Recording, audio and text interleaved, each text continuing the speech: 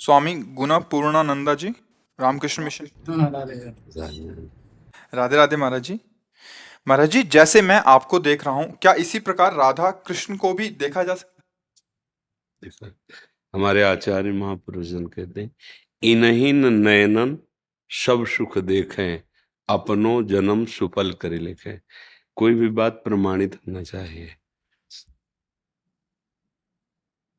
जिस समय आप निरंतर नाम का रटन करके ये स्थिति प्राप्त कर लेंगे जो देवर्षि नारद जी ने कहा है, तदर्पिता अखिलाचारिता तद विस्मरणेन परम व्याकुलते थे। समस्त आचरण भगवत समर्पित, और एक सेकंड के लिए भी भूलने पर ऐसा लगे जैसे प्राण निकल गए। तद विस्मरणेन परम व्याकुल, जैसे मछली को बाहर निकालो तो जल के लिए वो तड़प तड़प कर प्राण त्याग देती है। त्रिभुवन की राजलक्ष्मी देने पर भी जो आधे पल के लिए प्रभु का विस्मरण ना होने दे, ऐसा महाभागवत निरंतर भगवदाकार स्थिति में जब वो विरहाग्नि का अनुभव करता है तो सारा का सारा अहम और मम मल ये भस्म हो जाता है।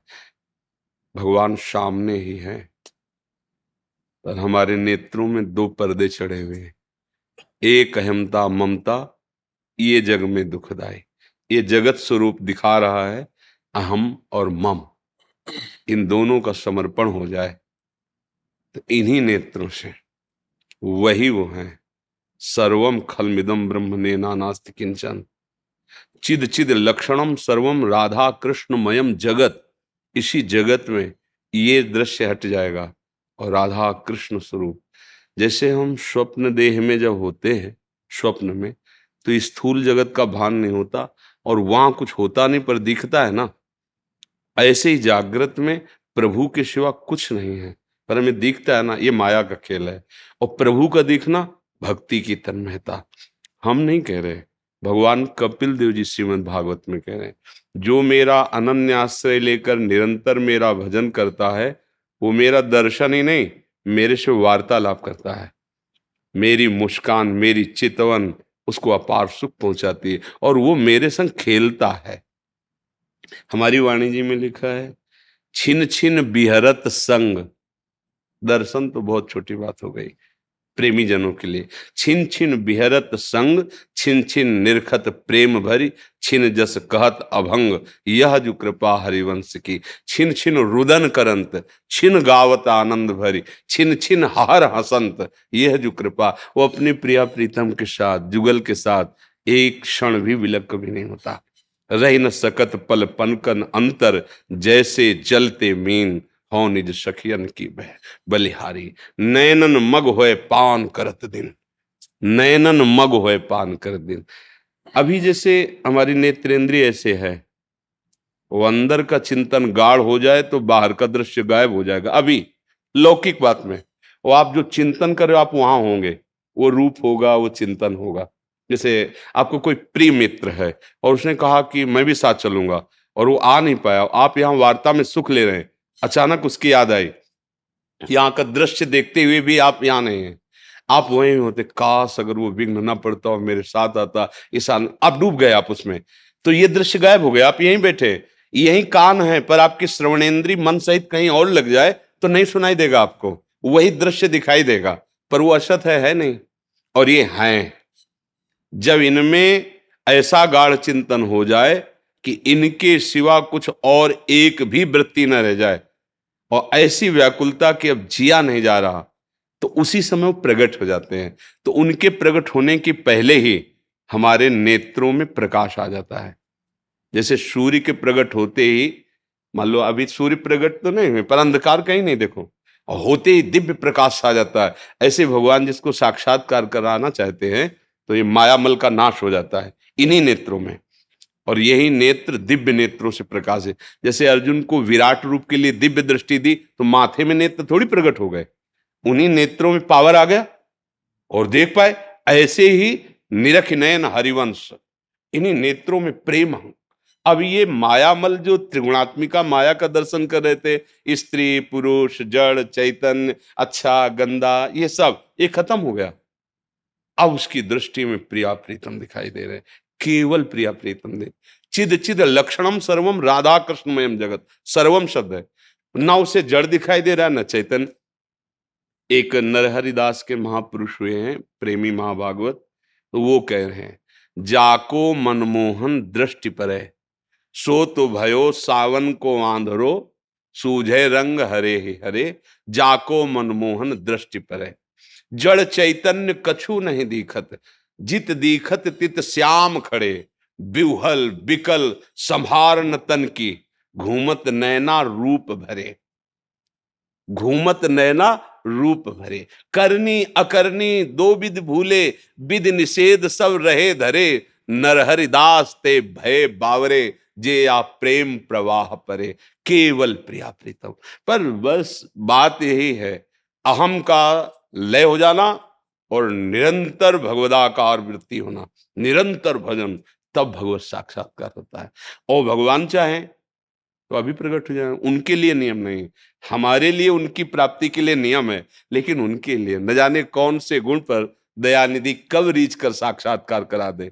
वही है ये कि वो हमारे सामने हम तुम जैसे बैठे हैं, इसमें बहुत दूरी है, वो इतना नजदीक प्रकट होते हैं, वो इतना वाणी की सामर्थ्य नहीं कि उनके प्रेम की बात कोई कह सके, नहीं तो जिया नहीं जा सकता।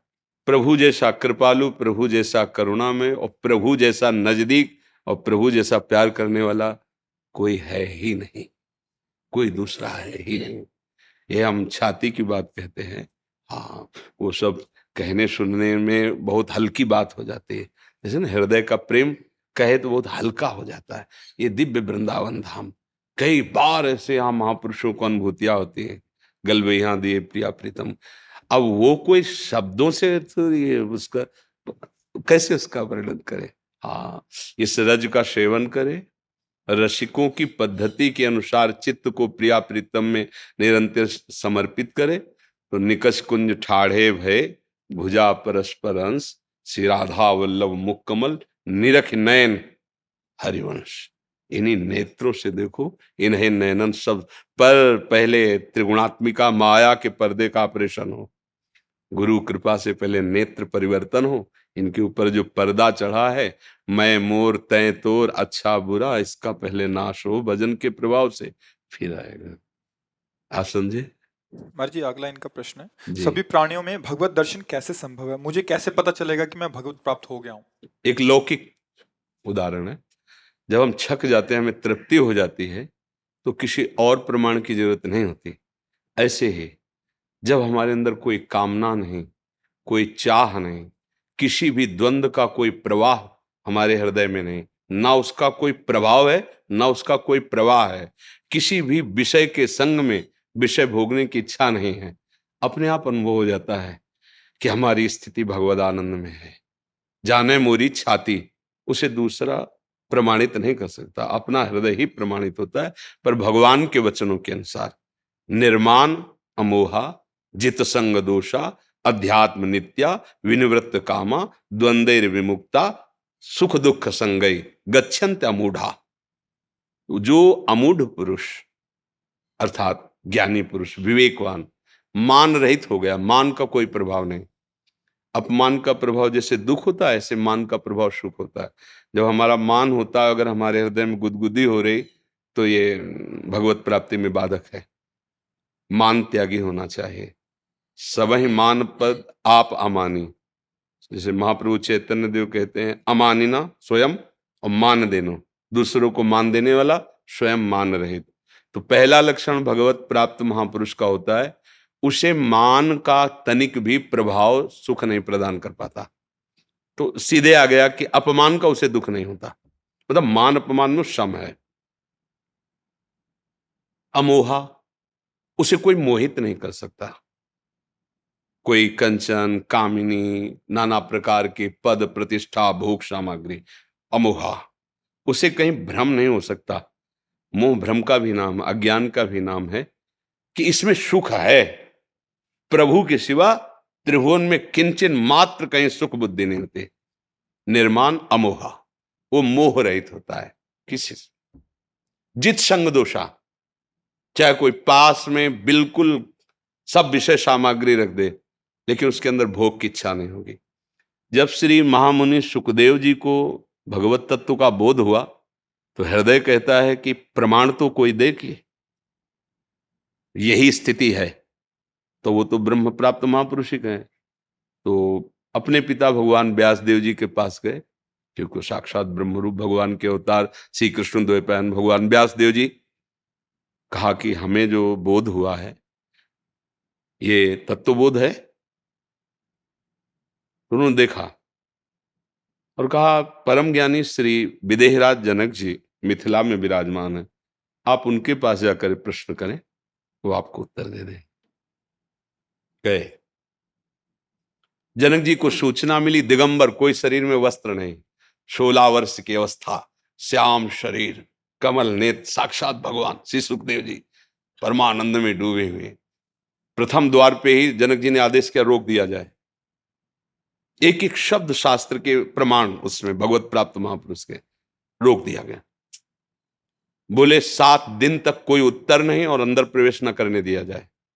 इतने बड़े महापुरुष, कोई आदर नहीं, कोई सत्कार नहीं। रोज पूछते, आज सुखदेव जी के मुखारविंद पर कोई, बोले महाराज बिल्कुल ना अंदर से ना बाहर से, बिल्कुल शांत है। ठीक है, प्रणाम करके महल में ले जाओ। महल में ले गए। अब वो तो दिगंबर ही रहते थे। 9 युवतियों को सेवा में लगाया, जो सुंदरता से, प्रवीणता से, सब आप स्नान कराना, भोजन पवाना, रात दिन, 7 दिन 7 रात्रि, कोई हलचल उनका भगवान न मुखारविंद में न हृदय में। जैसे गेट के बाहर थे अकेले, वैसे ही महलों में युवतियों के विसंग में। अब आगे बढ़ो, लेके आ जाओ। बस जनक जी खड़े हुए, कहा जो आपको तत्वबोध प्राप्त हुआ है वही वास्तविक बोध है। ना मान, देखो मान का कोई अगर प्रभाव होता तो इतना तो आ जाता ना। 5 दिन हो गए, 7 दिन हो गए, उत्तर तो दो ना, मिलेगा कि नहीं, एक गुस्सा ना आ जाए, कुछ भी नहीं। ये भगवत प्राप्त महापुरुष का। अब जब 7 दिन 7 रात्रि, समाज 9 युवतियों का, तो संग दोष मन में या तन में कुछ भी तो हरकत होनी चाहिए। शांत, क्योंकि वो ब्रह्म के सिवा किसी और को नहीं देख रहे। अगर स्त्री देखेंगे तो हलचल हो सकती है, लेकिन ब्रह्म देख रहे हैं तो भी हलचल किस बात की। भगवान इस रूप में, जैसे देवताओं ने और दैत्यों ने दोनों ने मोहिनी रूप देखा, लेकिन देवताओं को पता हरि है इसलिए कोई मोहित नहीं हुआ, और दैत्यों ने नहीं समझ पाए हरि है तो मोहित हो गए। तो जब हमारे अंदर किसी भी अपमान और मान का प्रभाव न हो, कहीं भी भ्रम मोह ये ना हो कि ये सुख है, जित संग दोषा, कोई भी संग आपको प्राप्त हो जाए और आपके हृदय में दोष ना पैदा हो, चाहे वस्तु, व्यक्ति, स्थान, बहिर्मुख, दुराचारी, पापी, कोई भी संग में हो, लेकिन हमारे अंदर किसी भी तरह का रोष, घृणा, नफरत या ममता, कोई भी दोष प्रकट न हो, जो जल में कमल का फूल रहे। और अध्यात्म नित्य अपने आत्म स्वरूप में स्थित है। आत्म स्वरूप में स्थित का लक्षण स्थूल, सूक्ष्म, कारण, तीनों से विलग अपने को अनुभव। इन तीनों में हमारा कोई भी आसक्ति राग नहीं। अध्यात्म नित्या विनिवृत्त कामा, आप अध्यात्म में स्थित है, इसका लक्षण है कि कोई भी कामना नहीं होगी, क्योंकि कामना शरीर को लेकर होती है, स्वरूप को लेकर के नहीं होती। और कोई भी द्वंद आपको स्पर्श नहीं, द्वंद्व विमुक्ता, मान अपमान, निंदा स्तुति, लाभ हानि, सुख दुख, जन्म मृत्यु, ये द्वंद्व आपको। और सुख दुख संगई, कोई सुख दुख का प्रभाव नहीं, क्योंकि ब्रह्मभूता प्रसन्नात्मा न सोचती न कांक्षति। ये स्थिति भगवत प्राप्त महापुरुष की होती है, जिसके हृदय में भगवदानंद की स्फूर्ति होती है। अब उसके हृदय में कोई भी स्फुरणा नहीं होती प्रभु के सिवा, न सोचती न कांक्षति, प्रसन्नात्मा, हर समय अखंड प्रसन्नता रहती है, जिसे विज्ञानानंद घन अखंडानंद प्रेमानंद नामों से संबोधित किया जाता है, वही परमात्मा सुख है। आप प्रभु समझे, इसमें कोई संशय? जी मीनू अरोड़ा जी, सहारनपुर से। राधा वल्लभ श्री अरविंद। जी। गुरुदेव, आपके चरणों में कोटि कोटि नमन। गुरुदेव, क्या गुरु का मिलना भी प्रारब्ध के अधीन है? नहीं, भगवान की कृपा के अधीन है। जब द्रवहि दीन दयालु राघो तो साधु संगति पाइए। भगवान जिस पर विशेष करुणा करते हैं, कृपा तो सब पर है, दुलार तो सब पर है, पर जिस पर विशेष करुणा करते हैं उसे साधु समागम दे देते हैं। संत समागम ही गुरुजनों की प्राप्ति का स्वरूप है। संत ही गुरुजन हैं। वो चाहे जिस वेश में हो, चाहे जिस देश के हो, जिनके पास बैठने से, जिनके वचनों से, जिनके दर्शन से हमारा हृदय विषयों से हटकर सत्य मार्ग में चलने लगे, वही गुरुदेव हैं। गुरुदेव की पहचान, वो कैसे कपड़े पहने हैं, या कितने ऊंचे सिंहासन पर बैठे हैं, या जमीन पे बैठे हैं, कितने शिष्य है, कितना प्रभाव है, कितना वैभव, इससे नहीं होती। सीधे गुरुदेव की पहचान होती है, जिनके संग से, जिनके समीप बैठने से हमारे दोषों का त्यागने का बल जागृत हो जाए। आज से अब नहीं करूंगा, अब लो नशानी अब ना नशइयों, और सत मार्ग में चलने का उत्साह बढ़ने लगे। और जिनको देखते देखते ऐसा लगे कि देखा तो पहली बार है, पर लगता है ये कोई है हमारे, बस जान लो वो गुरुदेव भगवान है, और ये भगवान की कृपा से होता है। ये हमारे, जब हनुमान जी महाराज का दर्शन करते हैं श्री विभीषण जी, तो कहते अब मोहि भाव भरोस हनुमंता, बिनु हरि कृपा मिले नहीं संत। ओहो, आज मुझे विश्वास हो गया कि राम जी मुझे बहुत प्यार करते हैं, क्योंकि हनुमान जी आपका दर्शन हुआ। गुरु का मिलना, भगवान नाम में प्रीति होना, धाम आदि के दर्शन होना, ये सब कृपा से होता है। देखो हमारे वृंदावन धाम के लिए महाप्रभु हरिवंश चंद्र जी कहते, श्री राधिका कृपा बिनु सबके मनन गम। आप मन से भी वृंदावन को नहीं सोच सकते, तन से आए हो तो मेरी लाडली जी ने आप पर कृपा की तब आए हो। श्री राधिका कृपा बिनु सबके मनन गम। वृंदावन धाम में आना लाडली जी की कृपा, नाम जपना हमारे प्रभु की कृपा, गुरु का मिलना प्रभु की अहेतु की कृपा। कृपा रूप जो वप धर्यो, मानो भगवान की कृपा ने मूर्तिमान रूप धारण किया, तब नाम हुआ गुरुदेव। भगवान की कृपा वपु गुरुदेव मूर्ति हैं, वो कृपा से मिलते हैं। हमारे भाग्य ऐसे कहाँ, हमारे भाग्य दो कर्मों से बनते, पाप और पुण्य कर्म से। तो पाप कर्म का फल होता है दुख, हो पुण्य कर्म का फल होता है लौकिक सुख। महात्मा की प्राप्ति थोड़ी ही होती है, महात्मा की प्राप्ति तो भगवान की कृपा। जब द्रवि दीन दयालु राघो, जब दया आ गई, जाओ संत समागम में असत का त्याग करके अब सत पे चलो। असतो मां सदगमय, अज्ञान अंधकार का त्याग करके ज्ञान रूपी प्रकाश में चलो। तमसो मां ज्योतिर्गमय, अब मृत्यु से अमृत पद की प्राप्ति करो। मृत्युर्मा अमृतम गमय। ये यात्रा प्रारंभ होती है संत समागम से। जब संत समागम मिले तो जान लो भगवान की बहुत कृपा, बहुत कृपा। सुत दारा धन लक्ष्मी पापियों के घर होए, नहीं संत समागम हरि कथा तुलसी दुर्लभ दोए। यदि साधु समागम भगवत चर्चा परमार्थ की बातें सुनने को मिल रही, ये सिर्फ भगवत कृपा। नहीं तो ये सब लौकिक वस्तुएं तो पापाचरण करने वालों के भी पास है। तो गुरु का मिलना, नाम में प्रीति होना, धाम में आना, प्रिया प्रीतम की प्राप्ति के लिए हृदय में उत्साह होना, ये उन्हीं की कृपा से होता है। ऐसा संतों से सुना है, शास्त्रों में प्रमाणित है, और हृदय में भी अनुभव होता है। बार बार कहते हैं जैसे सूखा तिनका, वो बेचारा किस लायक है, सबके पैरों के नीचे रौंदा जा रहा था, वायु ने कृपा की, उड़ा करके उसे चोटी पे बैठाल दिया। ये वायु की कृपा से, वही अनुग्रह वायु, भगवान की कृपा वायु ने उठाकर कहां देखो धाम में, संत समागम में, परम पवित्र भगवत चिंतन में। नहीं, इस समय आप सो रहे होते, इस समय आप सो रहे होते। देखो 2 बजे रात के लोग खड़े होते हैं हजारों की संख्या में। कृपा है, कृपा हो गई, बात समझ में आ गई कि अभी तक सोता रहा, अब नहीं, अब तो जगूंगा और अपने जीवन का लक्ष्य प्राप्त करूं। तो मुझे ऐसा लगता है सब कुछ कृपा से हो रहा है। हमने बचपन से अपने को देखा जैसे मुझे कोई घसीट के ले चल रहा है प्रभु की तरफ।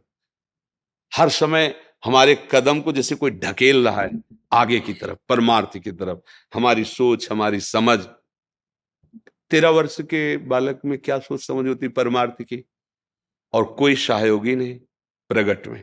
भगवान के सिवा कोई, अकेले ही तो निकले थे।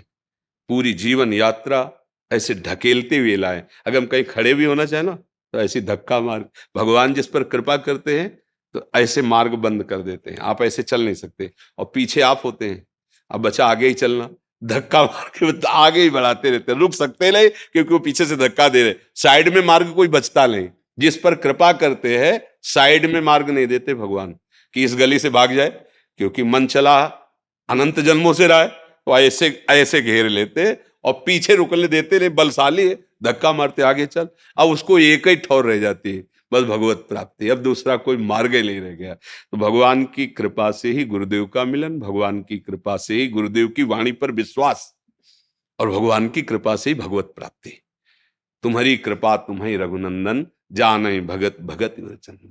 प्रभु प्रभु की कृपा से प्रभु की प्राप्ति होती है, और कृपा का स्वरूप है मन वचन कर्म से चतुरता त्याग कर निरंतर भजन सतमार्ग में चलना। मन कर्म वचन छाणी चतुराई, तो भजत कृपा कर है रघुराई। सार बात, खूब भजन करो, गुरुदेव मिल जाएंगे, इष्ट देव मिल जाएंगे, सारा ज्ञान मिल जाएगा, सब सिद्धियां आ जाएंगी, जो चाहेगा वो प्राप्त हो जाएगा। दिव्या बत्रा जी, राधे उत्तराखंड से। राधे। जी महाराज जी राधे राधे, आपके चरणों में कोटि कोटि नमन। महाराज जी, कहा जाता है कि अगर हमें कोई दुख देता है तो वो हमारे कर्मों की वजह से ही देता है, मगर जो कोई हमें दुख दे रहा है उसके कर्मों में वो लिखा जाता है या नहीं? अब देखो, न्यायाधीश इस विषय को ठीक से निर्णय कर सकता है।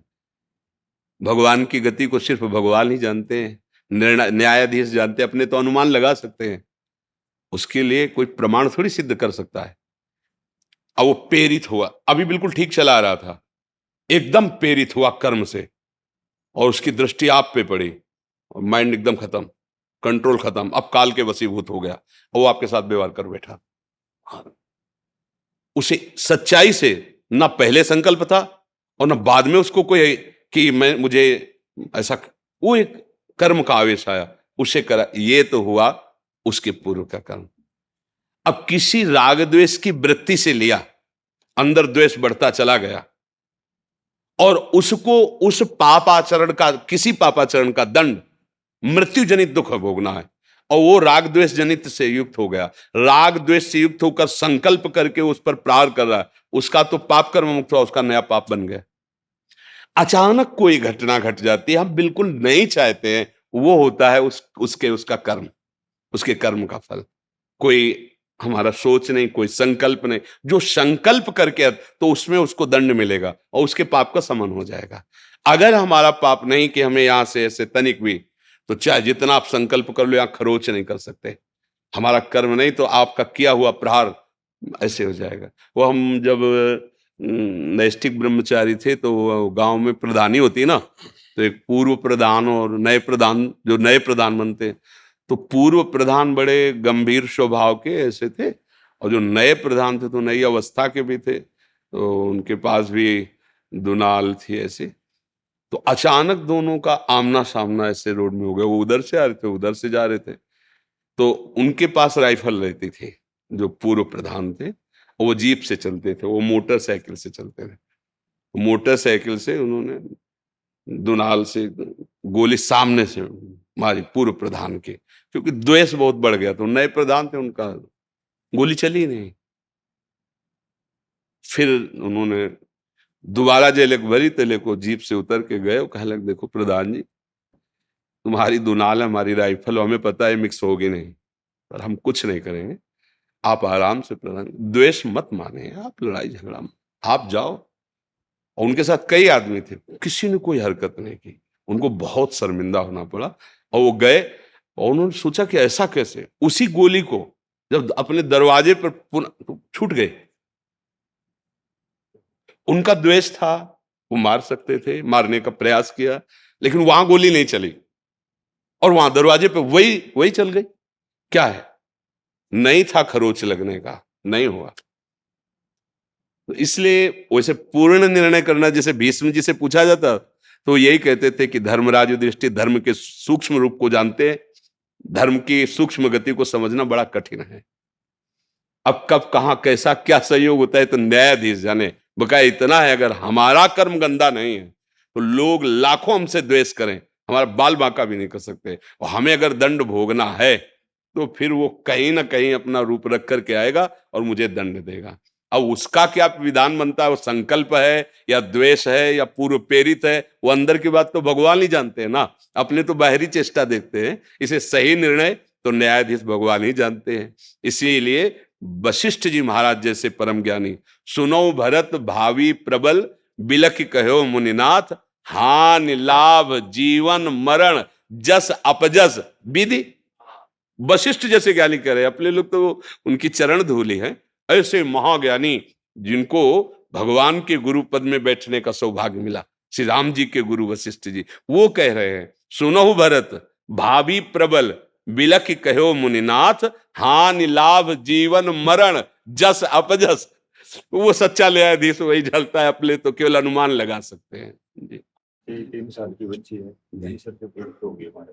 कैंसर से पीड़ित हो गई है बच्ची। मेरे कर्म बिगड़ गए थे बीच में, जी, जी। और अब उनका कैसे प्रायश्चित हो, और मैं कैसे बच्ची के लिए क्या कर सकता हूँ? बस हम तो एक ही बात जाने कि सब दुखों से, सब पापों से निवृत्त होने का एकमात्र भगवान का नाम है। आप नाम जप करते रहो, और वो जितने समय के लिए जैसे जो लीला है वो धैर्य आगे का संभालो। पीछे की खेती बिगड़ गई, उस पर परेशान मत हो, आग लग जाएगी, वो भस्म हो सकता है। आगे कोई गलती ना हो, और नाम जप करो। जो जीव जितने समय के लिए आया है उसको आप रोक नहीं सकते, उसको कोई रोग मार नहीं सकता। दोनों बातें ध्यान रखना।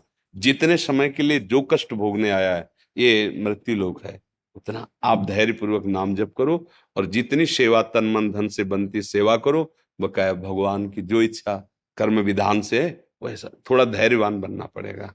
हाँ। बचपन से ही पता नहीं था क्या जप करना है, तो इन्होंने भगवान का एक नाम निर्धारित कर लिया, प्रभु जी हाँ। प्रभु जी प्रभु जी प्रभु जी, ऐसे करके जप करते रहे। हाँ। तो आज तक वही जप कर रहे हैं। अभी आगे क्या करना है इनको कुछ समझ नहीं आ रही कि आगे क्या कोई गुरु प्रदत्त नाम होना चाहिए, क्योंकि अभी जब आपके सत्संग हाँ, सुना वैसे बात तो ये कि प्रभु जी जपते ही आपको सत्संग सुनने को मिला, आप साधु समागम में आए। अब हाँ, अब आगे बढ़ो। उतनी पूजा नहीं है, उतना ही मार्ग नहीं है, परमार्थ तो बहुत विशाल है। हाँ, अब भगवान के किसी प्रेमी महाभागवत के मुख से निकला हुआ जो नाम तुम्हें प्रिय लगे, राम कृष्ण हरि राधा शिव, जो नाम, वो नाम अब पकड़ लो। अपने मन से नाम जपने का फल है किसी महाभागवत के मुख से निकला हुआ नाम मिल जाए, उसे श्री गुरु प्रदत्त नाम कहते हैं। वो बहुत जल्दी लाभ प्रदान करता है। इस नाम जप का फल ये हुआ कि आप सत्संग सुनने लगे, आपको ये महिमा सुनने को मिली। अब आपको जिन महात्मा महापुरुष के द्वारा नाम प्रिय लगे, राम नाम, कृष्ण नाम, हरि नाम, राधा नाम, शिव नाम, जो भी नाम, अब वो नाम पकड़ लो और आगे बढ़ो परमार्थ में। इतना ही परमार्थ नहीं जितना आप मान रहे हैं, परमार्थ का और भी विशुद्ध स्वरूप है। ठीक है। जैसे मैंने आपसे प्रेरणा से राधा नाम माता जी सुनता हूँ आपको सर, वो प्रक्रिया कैसे जैसे अंदर सांस लेते हैं ना हम लोग, अब वो नाम ऐसे हो गया महाराज जी, अब कोई काम नहीं करूँ ना, मुझको लगता है वो मुझको चिपक गया है, पता नहीं क्या हो गया। हाँ, बड़ी कृपा हो गई, पर इसको गुप्त रखिएगा, नहीं रुक भी जाएगा। इसको गुप्त रखिएगा। कृपा करो, ये मैं समझ नहीं पा रहा हूँ। ये तो बहुत कृपा है। बस नाम श्वास दो बिलग चलत हैं, इनको भेद न मुंह को भावे, श्वास ही नाम नाम ही श्वासा, नाम श्वास को भेद मिटा। ये तो लाडली जी की बहुत कृपा है। बस चुपचाप अहम ना आने पावे, और ये गुप्त धन है, जीवन कृतार्थ हो जाएगा अगर ऐसे ही चलता रहा ना। जीवन बहुत प्यारा एक डॉगी का मृत्यु हो गई है। हर जीव भगवत स्वरूप है। और जब नामदेव जी ने कुत्ते में भगवान की भावना की तो भगवान प्रकट हो गए ना। उनको इतने दिन इस रूप में रहना था, और ये लीला करके उनको दूसरे रूप में खेलना है। तो हमारे पास जितने दिन हम उनकी सेवा कर ली, इसके बाद मन ही मन प्रणाम करते हैं कि प्रभु आप इस रूप में आए थे, हमने इतना दुलार किया, अब आपकी सेवा दूसरों से लेना है तो आप जैसी इच्छा। दुलार करते तो अच्छा तो मेडिसिन दे दिया जिससे उसको हार्ट अटैक सुनो सुनो सुनो, हमारी माता जी मेरी बात सुनो। भगवान काल कभी अपने ऊपर आरोप नहीं लेते। उसने स्कूटी चढ़ा दी, उसने एक्सीडेंट कर दिया, उसने गोली मार दी, उसने पटक दिया, उसने जहर खिला दिया, ये सब काल का स्वरूप है। एक लीला होती सृजन की, एक होती पालन की, एक होती संहार की। भगवान तीनों लीलाएं कर रहे हैं। थोड़ा भजन करो तो आप जान जाओगे, ना किसी मेडिसिन में ताकत है और ना किसी की गोली में ताकत है। जो अंदर बैठा हुआ परमात्मा तत्व, उस पर किसी का असर नहीं। और ये शरीर कर्म के अनुसार आया है, ये सब कर्मों का भोग चल रहा है। आपको जितनी सेवा देनी थी ठाकुर जी उस रूप में आके ले ले। अब नाम जप करते हुए भगवान की प्राप्ति की सोचो माता जी, हम तुम सबको चलना है। जगदम्बिका प्रसाद पांडे। पूज्य महाराज जी, आपके चरणों में कोटि कोटि प्रणाम। राधे राधे। महाराज जी, मन शंकाग्रस्त रहता है, उसका निवारण? बुद्धि अपवित्र है, इसलिए मन शंकाग्रस्त है। अगर बुद्धि पवित्र हो जाए तो मन शंका रहित हो जाए, क्योंकि बुद्धि का शासन मन पे, मन का शासन इंद्रियों पे, इंद्रियां निर्विषय, हृदय पवित्र। अभी उल्टा है, विषयों के अधीन इंद्रियां हैं, इंद्रियों के अधीन मन है, मन के अधीन बुद्धि है, इसलिए प्रश्नवाचक चिन्ह बना रहता है। उस चिन्ह में भय बना रहेगा, शोक रहेगा, विषाद रहेगा, चिंता रहेगी, नाना प्रकार से वृत्तियां भटकती रहेंगी। इसी का सुधार करने के लिए तो अध्यात्म मार्ग है। अध्यात्म मार्ग मन की बीमारी को ठीक करने के लिए है। प्रारब्ध भोग तुम्हें भोगना पड़ेगा, बड़े बड़े संतों को भोगना पड़ता है। रामकृष्ण परमहंस जी जैसे महापुरुष को गले में कैंसर था, बड़े बड़े संतों के जीवन में देखा गया। ये पहले से तय हो चुका है, इस अवस्था में ऐसा ऐसा दंड मिलेगा, ऐसा ऐसा सुख की अनुभूति करने वाले विषय मिलेंगे। एक बात तय नहीं हुई, भजन वो नवीन कर्म है, धर्माचरण ये तुम्हारा नवीन कर्म है, इस पर ध्यान दो। हमारा धर्माचरण में जीवन व्यतीत हो और भगवत भजन करके मेरा मन मेरा बुद्धि परमानंद में डूब जाए। कोई प्रश्न नहीं, कोई चाह नहीं, ये स्थिति होनी चाहिए। न सोचति न कांक्षति। वो कब होगा? ब्रह्मभूता प्रसन्नात्मा न सोचति, न कोई चाह नहीं।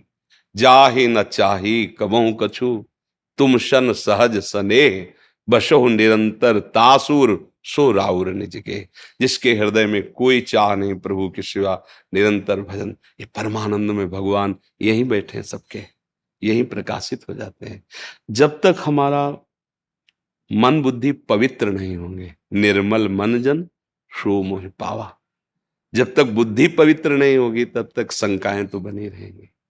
अगर निशंक होना है, निर्भय होना है, निश्चिंत होना है, निशोक होना है, तो भगवान की शरण में होकर उनका नाम जप निरंतर करने का अभ्यास करो, अभी ठीक हो जाएगा। सब शोक सब चिंताएं प्रभु से विमुख होने के कारण है।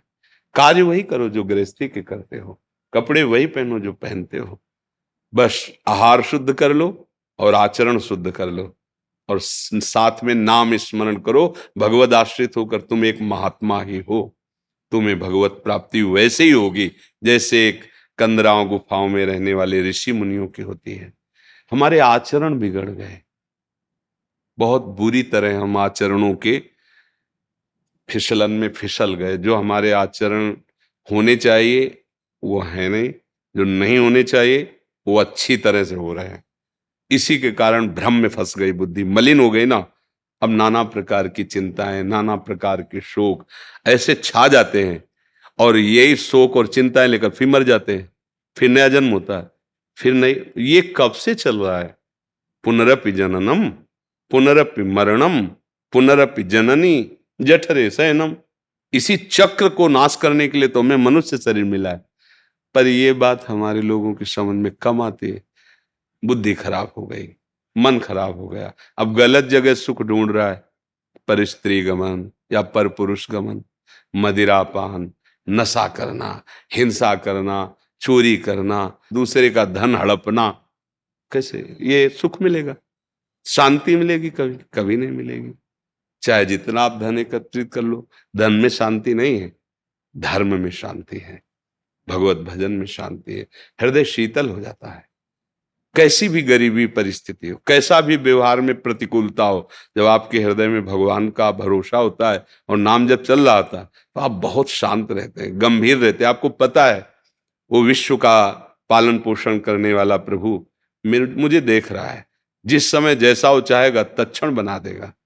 धर्मात्मा पुरुष में, भगवद आश्रित पुरुष में एक महान शांति जागृत होती, वो होती भगवान की कृपा से। मुझे लगता है यदि भजन किया जाए और आचरण सुधारे जाएं, दो बातें, अपने दिनचर्या को, अपने जीवन को, हम सबको न्यायाधीश खुद बन करके जांच करना चाहिए। सामने शास्त्र वचन, संत वचन, गुरु वचन, और इसके बाद अपनी दिनचर्या को खुद जांचो एकांत में कि क्या आपकी दिनचर्या शास्त्र सम्मत है। अगर नहीं तो संभालिए, आप अपनी दिनचर्या आचरण को संभाल लीजिए और नाम जप कीजिए। फिर कोई भी प्रश्न रह जाए तो हमें बता देना। हम लोग प्रश्न बहुत करते हैं, चलते एक कदम नहीं है तो समझ में कुछ आएगा ही नहीं।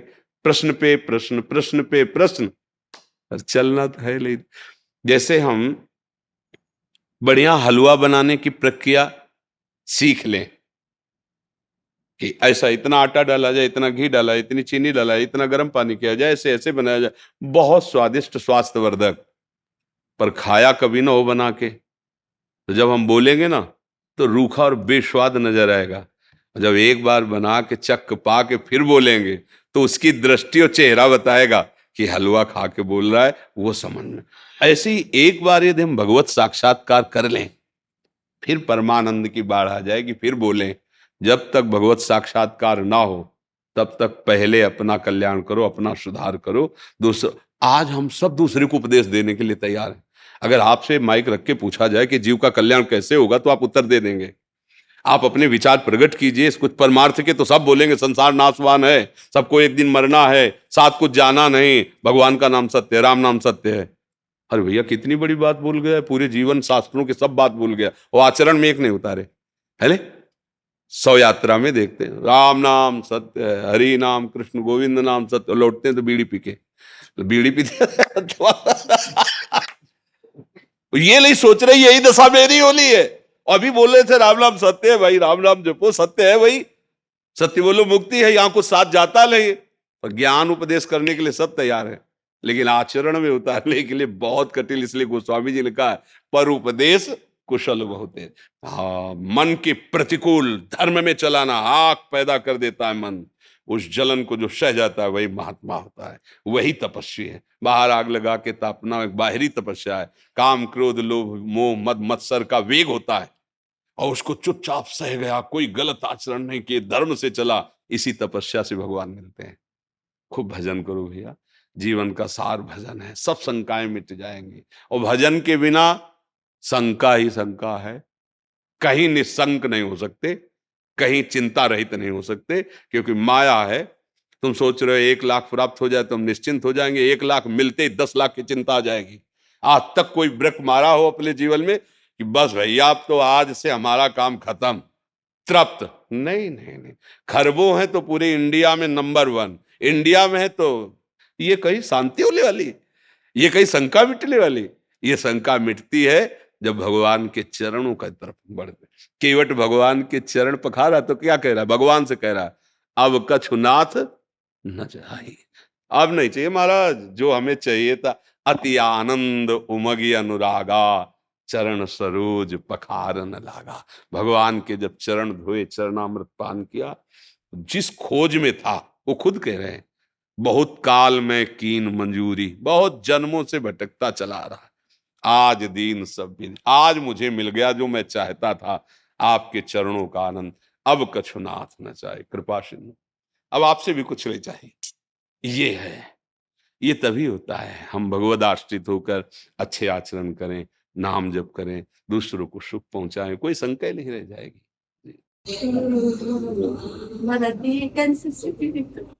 क्या होता है, आप तो माँ है इसलिए शायद हमारी बात नहीं समझ पाएंगे।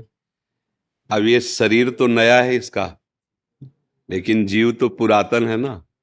अब कौन सा कर्म आके, अब भगवत लीला है, उस पर किसी का कोई अधिकार नहीं हो सकता। मान लो अब इस बच्चे का क्या अपराध, नई अवस्था है, अभी तो नया कोमल बच्चा है, लेकिन अंदर जो जीव है वो बहुत पुराना है, उससे कौन कौन से कर्म हुए हैं, उसका परिणाम इस नवीन शरीर को भोगना पड़ रहा है। इस शरीर में आते ही कैंसर, नहीं ये अवस्था बच्चा है अभी, इस समय तो इसके द्वारा कोई पाप नहीं हुआ ना, अब माना भी नहीं जाएगा। 14 वर्ष की अवस्था तक शास्त्रीय सिद्धांत है उसके किए हुए पापों को गणना में, क्योंकि अबोध बच्चा होता है। अब लेकिन देखो ऐसा, अब कैंसर जनित भयानक कष्ट वाला रोग, अब ये पूर्व, इसीलिए कहते हैं भजन करो, नहीं इस जन्म का कर्म कई जन्मों तक तुम्हें दंड रूप में मिलेगा।